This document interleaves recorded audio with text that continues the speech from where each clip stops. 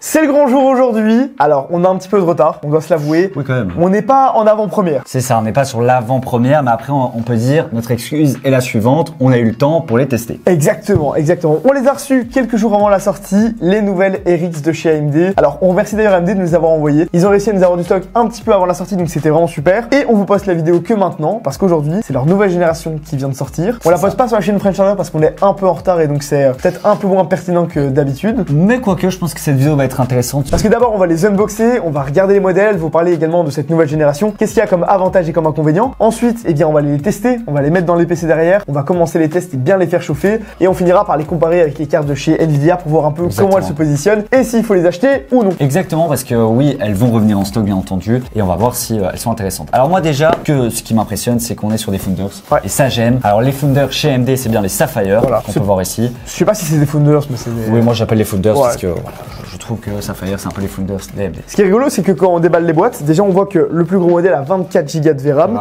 le deuxième a 20 Go, c'est énorme. Et surtout, ce qu'on voit, il met bien en avant Ray Tracing. Exactement. Donc oui, on a du Ray Tracing. Au niveau d'NVIDIA, on ira voir ça. Donc ici, il n'y a aucune excuse, quoi. Pourquoi ne pas acheter une AMD? T'as pas d'excuse. Pour l'instant, on n'a pas d'excuse. Alors, c'est parti, on va déballer tout ça. Bon, le packaging chez Sapphire, on a tout mis dans la carte. C'est ça, il n'y a pas de... L'intérieur, c'est du carton. Voilà, c'est du carton. Alors là, voici. Moi ici, j'ai la XT, donc 20 Go, donc le modèle, on va dire, un peu plus abordable. C'est ça. Si je peux me permettre. D'ores et déjà, moi, il y a un truc qui m'énerve, c'est que la nomenclature, elle est tellement pas claire. Ouais, c'est vrai. Ils auraient pas pu l'appeler la 7800 et la 7900. Ou alors, la 7900 normale et puis la XT. Ils étaient obligés de mettre XT et XTX. XTX. Voilà, moi déjà, ça, je comprends pas. XTX, pourquoi un X en plus? Non, mais ça va où après? C'est XTXT ou XTXX?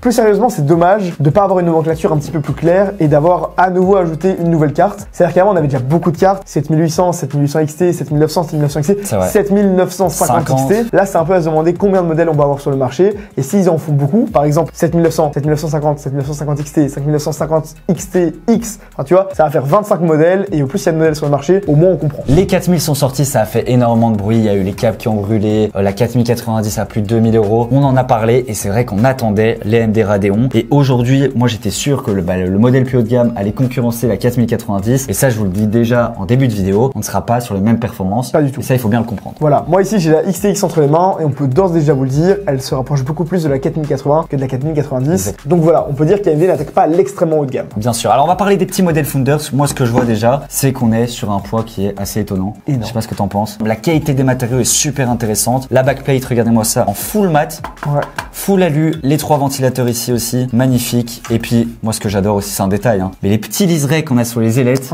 alors là pour moi c'est la cerise sous le gâteau. Ce qu'on peut voir aussi, c'est qu'on n'a pas une connectique spécial et dédié au constructeur. On a bien du 2x8 pins comme à l'ancienne et oui, ça fonctionne bien. Et ça, c'est une énorme information parce que ça veut dire que cette carte-ci que j'ai entre les mains, avec 2x8 pins, il peut consommer 150 watts et 150 watts, les 75 watts délivrés par le port PC Express, mais pas plus. Donc on peut déjà dire qu'on est sur une consommation qui est beaucoup moins forte que celle de chez Nvidia, quoi. Bah oui, bien sûr, on voit tout de suite que c'est pas une 4090, quoi. Donc voilà, très très beau modèle, moi j'aime beaucoup. Ce qu'on a aussi sur les connectiques, alors moi je pense que c'est la même chose. On a bien entendu les DisplayPort, on a un type C maintenant, ça fait plaisir. Et surtout, ça a fait du bruit, le DisplayPort 2.1 qui est pour moi juste inutile. De la 8K 165 Hz ou de la 4K 460 Hz, je suis désolé, mais à un moment, c'est pas possible, tu vois. Tu ne peux pas jouer en 8K 165 Hz. De là à dire que c'est incroyable et tout, moi je trouve que pour l'instant, l'argument il est pas... C'est surtout parce que sur la 4090, il n'y avait pas ce DisplayPort là, alors qu'ils disent qu'elle est faite pour de la 8K. Donc c'est plus un inconvénient de la 4090 qui, et encore n'en est pas vraiment, qu'un vrai point positif pour ces cartes là, parce que c'est clairement pas avec une carte comme celle-ci que tu vas jouer en 8K à 165 Hz, faut le savoir. En termes de consommation, maintenant, ça nous intéresse. On est à 315 watts, alors que toi, tu es à 350. Donc, il n'y a quand même pas une énorme différence, même par rapport au coup d'accord. On est sur la même fréquence. Moi, j'ai 5300 coups d'accord et puis toi, 6000. Donc, on sent quand même qu'elles sont vachement proches, quoi. Oui, c'est ça. C'est vraiment pas des cartes très éloignées. Donc, c'est normal aussi qu'elles se ressemblent en termes de nomenclature. Mais c'est quand même pas très clair. Et d'ailleurs, on va parler prix et MSRP maintenant, avant de la tester. On est pour la XT à 1059 € et pour la XTX à 1159 €. Donc on a que 100 € de différence en plus. C'est vraiment pas énorme. Et pour remettre en contexte par rapport aux cartes Nvidia, bah déjà la 4080 elle est à 1400 € et la 4090 aux alentours de 2000 € quoi. Et on a surtout 30% de différence de performance, 35%. Donc les deux cartes sont beaucoup plus éloignées chez Nvidia et surtout beaucoup plus chères. Ici c'est des modèles qui sont moins chers que la 4080. Moi ce que je vous propose c'est qu'on aille voir tout ça, voir un petit peu les performances qu'elles ont. On va faire un test en 3D Mark et 7 jeux en plus et on va également voir si elles chauffent ou pas. Ça nous intéresse vraiment. On y va, c'est parti.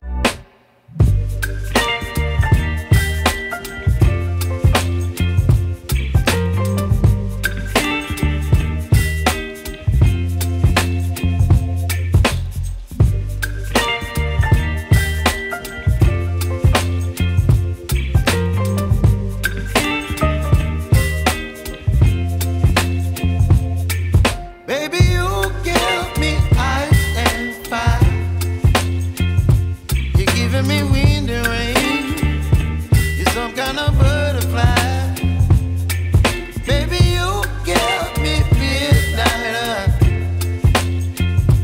You whip up my appetite. Don't leave me here high and dry.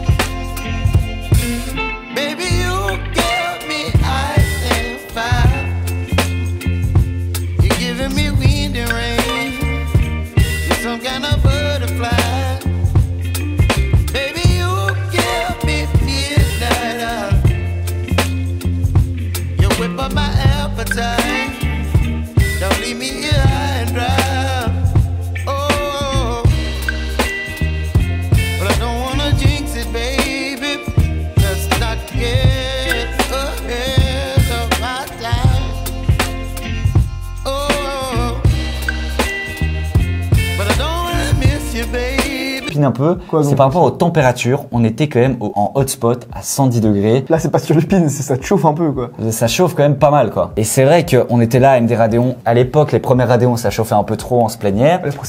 Les processeurs aussi. Moi je trouve que AMD cette année, en règle générale je les aime beaucoup, leurs composants chauffent plus quoi. Ben oui, c'est vrai que les processeurs cette année chauffent relativement fort. C'est aussi parce qu'ils essayent cette année plus que jamais d'attaquer des parts de marché du gaming et que en gaming, les processeurs doivent avoir un maximum de fréquences et les cartes graphiques aussi pour avoir un maximum de performance. T'augmentes les fréquences, c'est une manière de gagner des performances gratuites. Le modèle qu'on a eu ici entre les mains pendant toute la vidéo était le modèle Sapphire, comme vous l'avez compris. C'est un petit peu l'équivalent du modèle Founders Edition de chez Nvidia. Mais parlons maintenant un petit peu des modèles custom, donc de chez MSI, Asus, Gigabyte ou même ASRock qui fait uniquement des cartes pour AMD. Et bien ces modèles là, ce qu'ils ont d'intéressant, c'est qu'ils peuvent passer à 3 fois 8 pins. Donc l'alimentation est plus seulement 2 fois 8 pins, mais passe à 3 fois 8 pins. Et déjà que les performances de ces deux cartes graphiques étaient intéressantes, avec 3 fois 8 pins, on va encore pouvoir aller beaucoup plus loin. Alors ça va aussi chauffer encore plus. D'ailleurs c'est un problème de ces modèles Sapphire, c'est qu'ils sont très souvent aux alentours des 100 degrés. Ils sont beaucoup plus fins, légers, petits et consomment moins que chez Nvidia. Mais par contre les modèles Sapphire chauffent beaucoup et donc c'est là que ça peut être intéressant d'acheter une carte custom. Après moi je dis chapeau, hein. Le rapport performance-prix il est très bon. Et c'est grâce à ça aussi. Hein. Et on va parler aussi du ray tracing et du FSR 2.0. C'est géré franchement. Ouais, voilà c'est ça, le ray tracing est de mieux en mieux. Alors nous on n'est pas des énormes fans du ray tracing. C'est utile, c'est une chouette techno et tout, ça peut être sympa. Mais c'est pas obligatoire. Je veux dire s'il n'y avait pas sur la carte, moi ça changerait rien à ma vie.